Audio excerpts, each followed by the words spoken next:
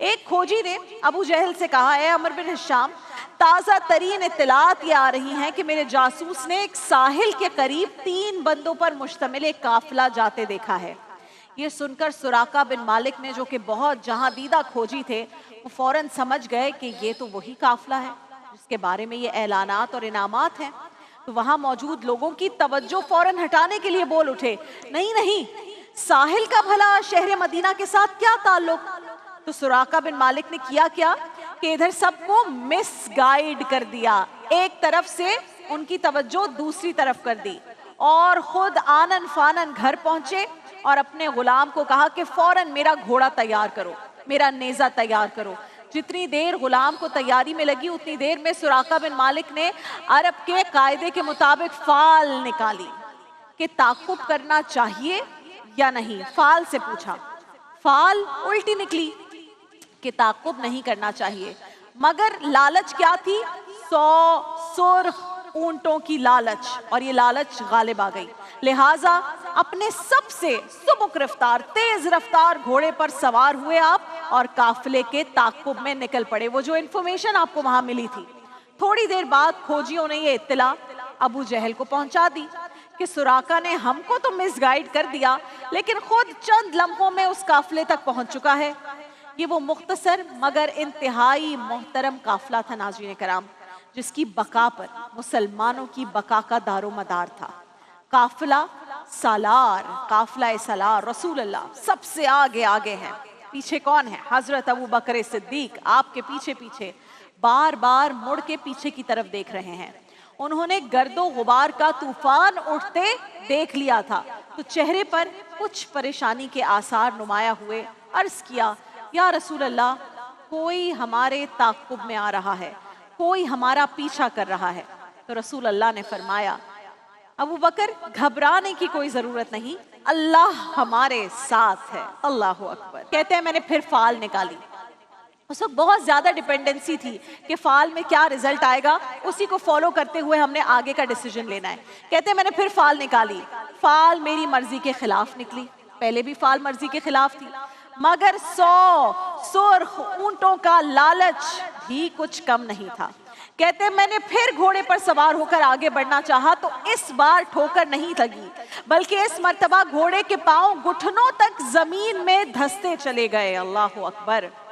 حضرت سراقہ فرماتے ہیں کہ اب میری ہمت ٹوٹ گئی اور میں سمجھ گیا کہ یہاں کوئی غیبی طاقت محمد کی محافظ ہے صلی اللہ علیہ وآلہ وسلم، اور کہتے ہیں میں نے صدا بلند کی، اے اللہ کے نیک بندے رک جائیے، مجھ سے میرا مال لے لیجئے، میری تلوار لے لیجئے، میرا گھوڑا لے لیجئے، بس مجھے معاف کر دیجئے۔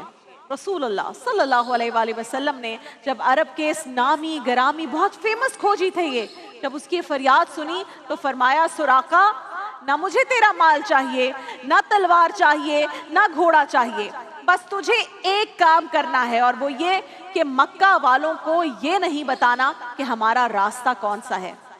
سراقہ نے اس حکم پر اپنا سر جھکا لیا اور اپنا گھوڑا مکہ کی جانب دوبارہ موڑ لیا، ارادہ کر لیا کہ میں واپس جا رہا ہوں، کیونکہ جو غیبی طاقت اس نے وہاں محسوس کی اب وہ کچھ کرنے کے قابل نہیں رہا تھا۔ سراقہ بن مالک ابھی مسلمان نہیں ہوئے تھے، یاد رکھیے، لہٰذا جب واپسی کے لیے مڑنے لگے تو اچانک ان کے ذہن میں خیال آیا، وہ پھر پلٹ کر واپس آئے، پھر عرض کی، اے محمد مصطفیٰ، مجھے یقین تو ہو گیا ہے کہ آپ کا دین ایک دن غالب آنے والا ہے، مجھے ایک امان نامہ لکھ دیجئے، مجھے ایک، اب وہ فیوچر کی پلاننگ کر رہے ہیں کیونکہ ہیں تو ذہین، کہہ رہے ہیں مجھے ایک امان نامہ لکھ دیجئے، جب آپ غالب آئیں گے، جب آپ واپس آئیں گے تو آپ ہو سکتا ہے مجھے نہ پہچانے، تو پھر میں وہ امان نامہ آپ کو دکھا دوں گا۔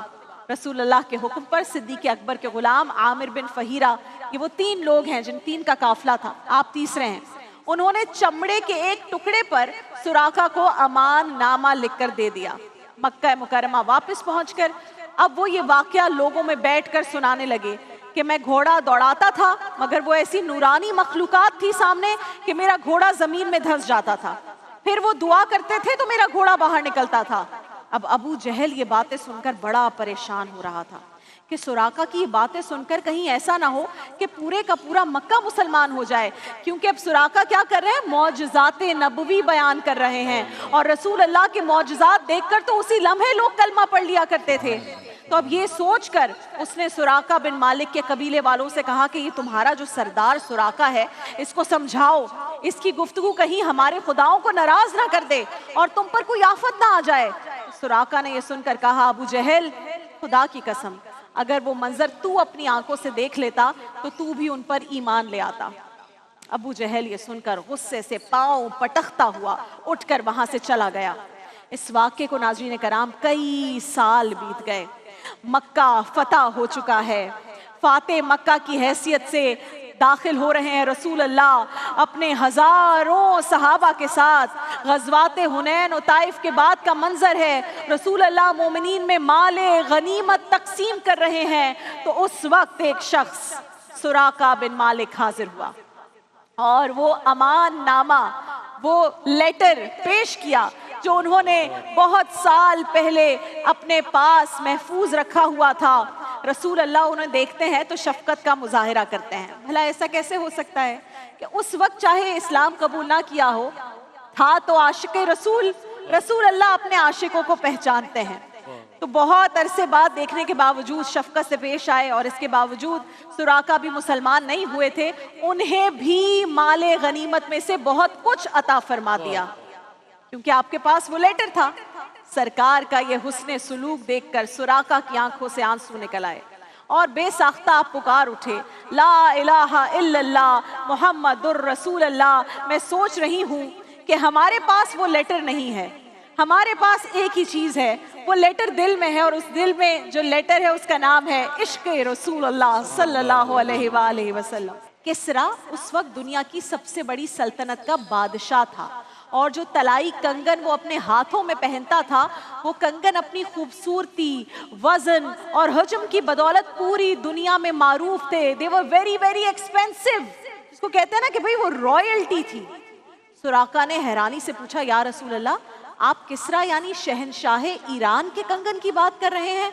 रसूल अल्लाह ने फरमाया, हाँ, मैं उसी की बात कर रहा हूँ।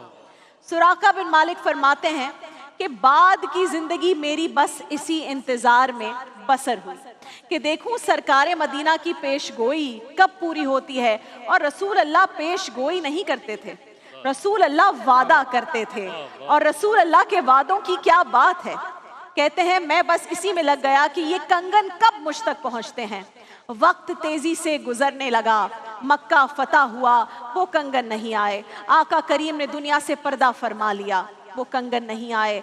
हजरत सिद्दीक़ अकबर खलीफा बने, फिर उनका भी विसाल हो गया, वो कंगन नहीं आए। यहाँ तक कि अब सैयदना फारूक आज़म का दौर है। हजरत सुराका बहुत ज़ईफ़ हो चुके हैं, बीमार रहते हैं। अगर कोई शख्स पूछता है कि बड़े बीमार रहते हो सुराका, तो फरमाते परेशान ना हो, अभी मेरे पास हजरत इज़राइल नहीं आएंगे।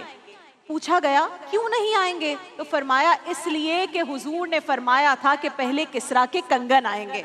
तो सुन लो, मुझे अपने आका के फरमान पर पूरा भरोसा है, ईमान है कि जब तक वो कंगन नहीं आते उस वक्त तक मुझे मौत भी नहीं आएगी। अल्लाह अकबर।